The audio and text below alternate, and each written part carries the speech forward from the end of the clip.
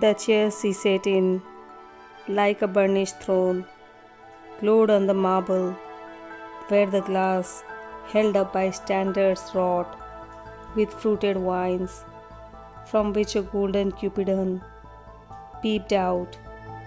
Another hid his eyes beyond his wing, double the flames of seven-branched candelabra, reflecting light upon the table as the glitter of her jewels rose to meet it.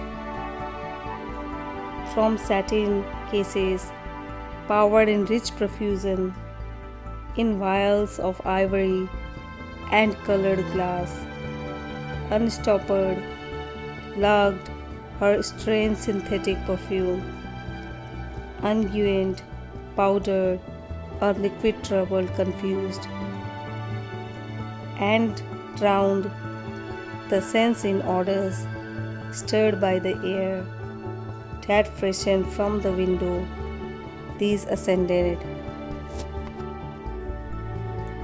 In flattening, the prolonged candle flames flung their smoke into the lacqueria, stirring the pattern on the coffered ceiling. UC wood fed with copper, burnt green and orange, framed by the colored stone in which sat light a carved dolphin swam. Above the antique mantel was displayed, as though a window gave upon the sylvan scene, the change of Philemon by the barbarous king, so rudely forced, yet there the nightingale filled all the desert with inviolable voice, and still she cried, and still the bird pursues, jug, jug, to 30 years, and other withered stumps of time were told upon the walls, staring forms, leaned out, leaning, hushing, the room enclosed. Footsteps soft on the stair, under the firelight, under the brass, her hair, spread out in fairy points, glowed into words, then would be savagely still. My nerves are bad tonight. Yes, bad. Stay with me. Speak to me. Why do you never speak? Speak. What are you thinking of? What thinking? What? I never know what you are thinking. Think. I think we are in Rats, LA, where the dead man lost their bones. What is the noise? The wind under the door? What is that noise now? What is the wind doing? Nothing again. Nothing. Do you know nothing? Do you say nothing? Do you remember nothing? I remember. Those are pearls that were his eyes. Are you alive or not? Is there nothing in your head? But, oh, oh, oh, oh, that Shakespearean rag.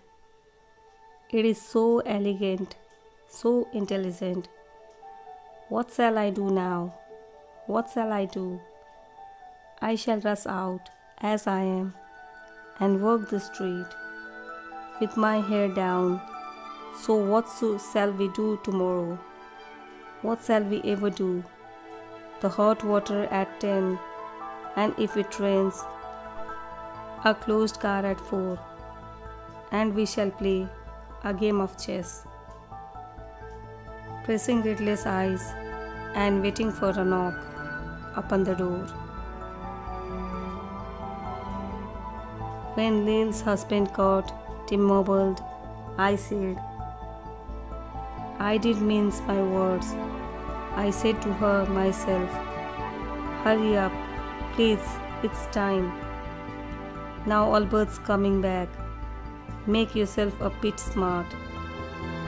He will want to know what you done with the money he gave you to get yourself some teeth. He did. I was there.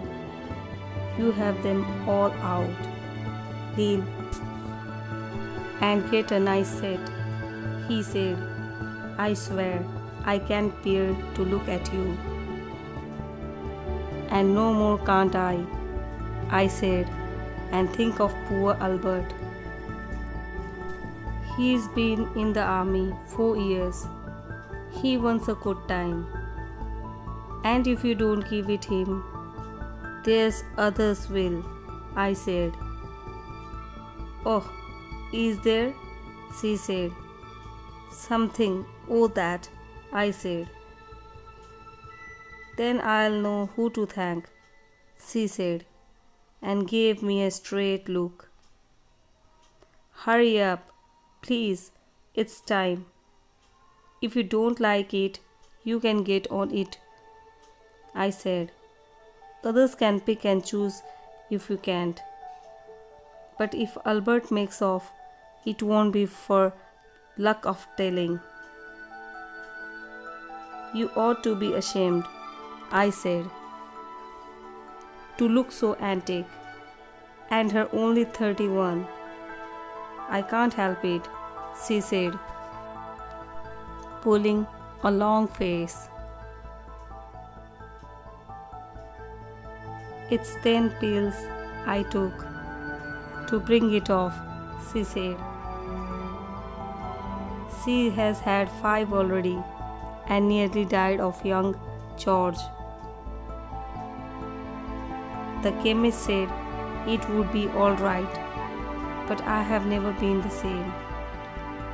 You are a proper fool, I said. Well, if Albert won't leave you alone, there it is, I said.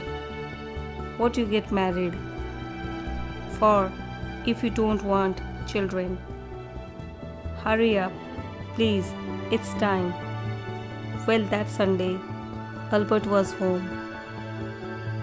They had a hot common and they asked me into dinner to get the beauty of it hot.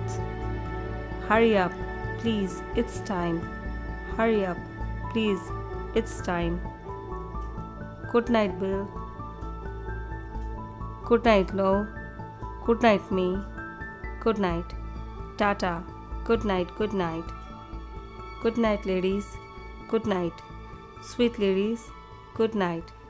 Good night.